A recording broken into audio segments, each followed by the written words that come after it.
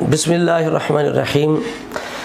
एक सैयद होने के नाते मुझ पे ये फ़र्ज़ आयद होता है कि मैं अपने आबा व अजदाद, अपने बुज़ुर्गों का जो नज़रिया है, जो मसलक है, जो उनके अक़ायद व नज़रियात हैं, उनको आम भी करूं और उनका दिफा भी करूं। आज जो भी गवैये भंड हैं, नात खान बने बैठे हैं, वो समझते हैं कि हम ठेकेदार हैं सुन्नियों के ईमान के अक़ीदे के। ये ऐसे बेशर्म है, बेहया होते हैं कि अहले सुन्नत के स्टेजों पे आके रफ़ज़ियत की गंदगी को फैला के तो फिर ये कहते हैं कि मैं ऐसा शेर पढ़ने लगा हूँ, यानी मैं ऐसी गंदगी फैलाने लगा हूँ रफ़ज़ियत की सुन्नियों के स्टेज पे कि मैं देखूँगा कि रंग किसका उड़ता है, किसका बाकी रहता है।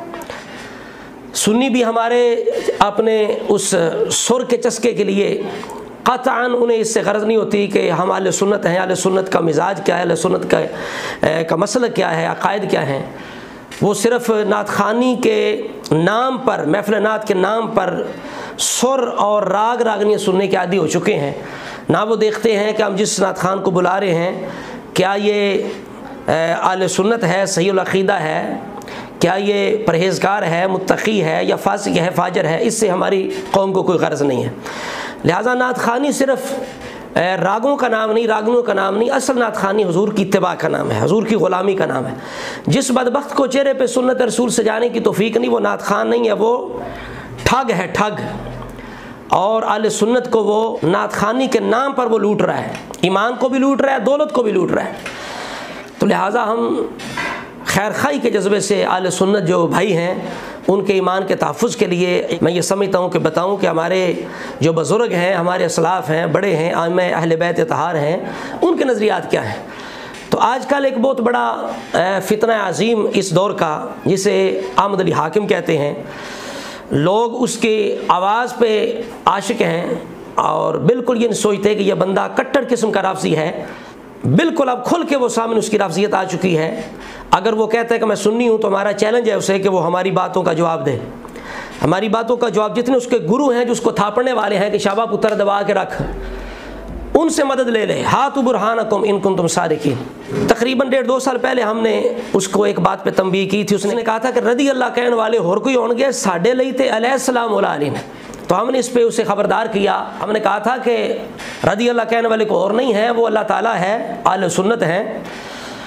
तुम जो अंदाज़ इख्तियार किए हुए ये राफ़ज़ियों का है। हाँ, राफ़ज़ी जो है वो रदी अल्लाह अन्हो कहने से नफ़रत करते हैं, माज़ अल्लाह। वो कहते हैं कि अलैहिस्सलाम कहना ज़रूरी है, अलैहिस्सलाम हम नहीं कहेंगे तो अहले बैत की शान अज़मत बयान नहीं होगी। तो ये राफ़ज़ियों का मिजाज है, उनका तरीका है, अहले सुन्नत का तरीका नहीं है।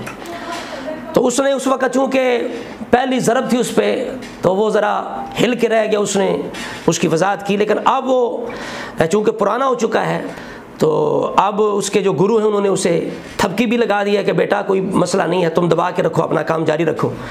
अब वो बार बार उसकी गुमराहियाँ जो हैं और जो राफ़ज़ियों के बातें हैं, राफ़ज़ियों के शिआर हैं, राफ़ज़ियों के अक़ीदे हैं, अब वो खुल खुला के सरेआम अहले सुन्नत के स्टेजों पे बयान कर रहे हैं। और अफसोस है उन पीरों पे, उन मौलवियों पे जो पास बैठे खामोशी से सुन लेते हैं। अब पहले वो नफसियाती ज़ाकरों की तरह एक माहौल बना के तो फिर कहता है जी मैं देखता हूँ अब रंग किसका उड़ेगा, किसका नहीं उड़ेगा। तो अब बड़े बड़े जो अलामे होते हैं, पीर होते हैं, वो भी बेचारे डर के मारे कि अगर हमारा रंग उड़ गया, हमने तरदीद कर दी तो कहेंगे देखो जी ये सुन्नी नहीं है, ये अहले बैत को मानने वाला नहीं है। तो हम कहते हैं बिल्कुल खुल खुला के घबराने की ज़रूरत नहीं। जो नात ख़ान राफ़ज़ियों का अक़ीदा बयान करे, नज़रिया, उसे जनाब उठा के स्टेज से उसे नीचे पटक दें और हो सके तो उसके सर पे जूते भी मारें।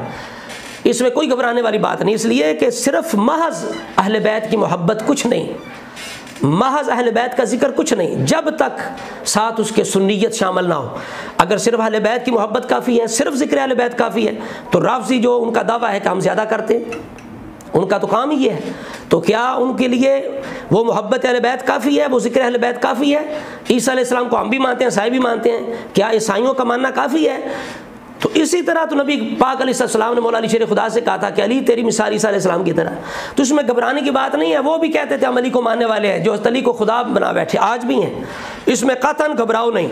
बिल्कुल जो अहले सुन्नत के अंदाज से हट के अहले बैत की तारीफ़ करे, जिक्र करे, उसको वहीं से माइक ले के माइक उसके मुँह पर दे मारो ताकि पता चल जाए और ये लोग ख़बरदार हो जाए कि हमने इस तरह की गंदगी अहले सुन्नत के स्टेजों पर नहीं फैलानी।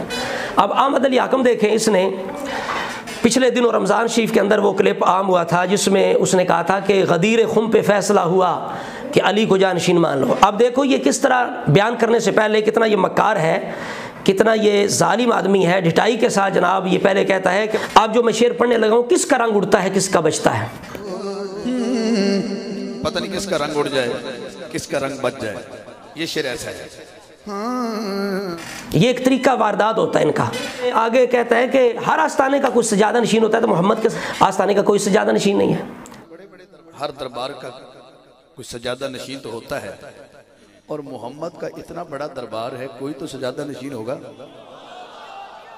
میں کیا کہہ گیا؟ تو کیا مصطفیٰ کے دربار کا کوئی سجادہ نشین نہیں، کوئی گدی نشین نہیں، کوئی وارث نہیں؟ تو سنیے ذرا، یہ ذرا فیصلہ کرتے اور آپ کا چہرے کی رونق دیکھتا ہوں۔ بھائی تو اندھا ہے، تیری آنکھوں پہ رافضیت کی عینک ہے ظالم، تجھے کیا پتا کہ رسول اپنا مصلی کسے دے کے گئے ہیں، کس کو اپنا سجادہ نشین بنا کے گئے ہیں؟ ابو بکر صدیق رضی اللہ تعالیٰ عنہ ہیں، جو امام اول ہیں، جو مولا علی کے بھی امام ہیں، جو پہلے سجادہ نشین ہیں، رسول اللہ کے مصلی کے، منبر رسول کے مالک ہیں، مصلی رسول کے مالک ہیں، خلافت کے مالک ہیں، انبیاء و مرسلین کے بعد سب سے اونچی جن کی شان ہے۔ ابو بکر صدیق تجھے نظر نہیں آئے؟ عمر فاروق کی سجادگی تجھے نظر نہیں آئی؟ عثمان غنی کی سجادگی تجھے نظر نہیں آئی؟ اس طرح تو اندھا ہو چکا ہے۔ سجادہ نشین رسول اللہ کے ابو بکر صدیق تھے، پھر عمر تھے، پھر عثمان تھے، پھر حضرت علی المرتضیٰ شیر خدا تھے۔ پھر شعر پڑھنے سے پہلے پھر کہتا ہے میں دیکھوں گا کس کے چہرے کی رونق باہر رہتی ہے، یعنی بار بار یہ ایک جملہ ہے، یوں سمجھے کہ پریشرائز کرنے کے لیے یہ ایک طریقہ ہے، ایک ڈائلاگ ہے ان لوگوں کا، یہ بار بار بولتے ہیں۔ اچھا آگے کہتا ہے غدیر خم پہ فیصلہ ہوا، غدیر خم پہ فیصلہ ہوا، آپ دیکھنا کیا ہے، علی کو جانشین مان لو۔ تجھے بھائی کس نے بتایا کہ یہ فیصلہ ہو گیا ہے؟ تمہارے پاس کہاں سے خبر آئی ہے بھائی بتاؤ؟ حاکم صاحب بتائیں ذرا، آپ نے حواریوں کو ساتھ ملائیں، مددگاروں کو جو تمہارے گرو ہیں، گروؤں کو ساتھ ملاؤ، بتاؤ کہ فیصلہ تمہیں کس نے بتایا کہ رسول اللہ نے یہ فیصلہ کیا تھا من کنت مولا فعلی مولا؟ یہ تو رافضیوں کی بہت بڑی دلیل ہے، وہ کہتے ہیں کہ استری پہلے ہے، سجادہ نشین ہے کہ رسول اللہ نے فرما دیا تھا من کنت مولا، یہ تو رافضیوں کی بولی ہے۔ من تشبہ بقوم فہو منہم۔ اب بھی ہمیں کوئی شک ہے تمہاری رافضیت کے اندر؟ پہلی بار تو ہم سمجھے شاید بندے سے غلطی ہو جاتی ہے، کوئی مسئلہ نہیں ہے، لیکن اب تم بار بار ضد کے ساتھ یہ چیزیں بیان کر رہے ہو، بار بار بیان کر رہے ہو۔ اب جو بھی غیرت مند سنی ہے، جس کے اندر غیرت ہے اور کہتا ہے میں سنی ہوں، اس طرح کے جتنے بھی نعت خوان ہیں جو رافضیت کو پھیلا رہے ہیں آج کل اہل سنت کے محافل کے اندر، ان سب سے بائیکاٹ کرنا چاہیے۔ تو کہتا ہے غدیر خم پہ فیصلہ ہوا، تجھے کس نے بتایا فیصلہ ہوا ہے کہ علی سجادہ نشین ہے؟ پھر تو سنی کس بات کا ہے؟ پھر تو رافضی ہو جا کے مجلسیں پڑھ جا کے، ذاکری کر جا کے۔ اگر تو یہ سمجھتا ہے کہ یہ فیصلہ، یہ تو رافضی کہتے ہیں یہ فیصلہ ہوا تھا، اہل سنت تو نہیں کہتے۔ ہم چیلنج تمہیں کرتے ہیں، بتاؤ اہل سنت کے کس امام نے، ائمہ اہل بیت میں سے کس نے؟ مولا علی نے خود کہا کہ میں پہلا ہوں، میں سجادہ نشین ہوں، یہ فیصلہ ہوا ہے۔ جس مولا علی کی محبت ذکر کے نام پر تو اہل سنت کو برباد کر رہا ہے، رافضیوں کو آباد کر رہا ہے۔ ہم پوچھتے ہیں کہ حضرت علی جو ہیں انہوں نے یہ سمجھا کہ من کنت مولا فعلی مولا کا یہ مطلب ہے؟ وہ تو کہتے ہیں کہ من لم یقل انی رابع الخلفاء فعلیہ لعنت اللہ، علی فرماتے ہیں اس پہ لعنت ہے جو مجھے چوتھا نہ مانے۔ تم کہتے ہو کہ یہ فیصلہ ہو گیا تھا، یہ فیصلہ رافضیوں نے کیا، ابن سبا نے کیا ہے، یہ ابن سبا نے کیا یہ فیصلہ۔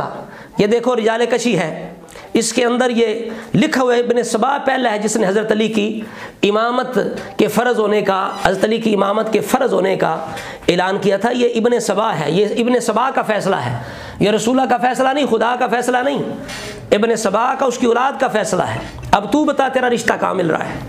سمجھ آ رہی بات کی کہ علی کو جانشین مان لو یہ فیصلہ ہو گیا تھا؟ ایک تو اس کی یہ گمراہی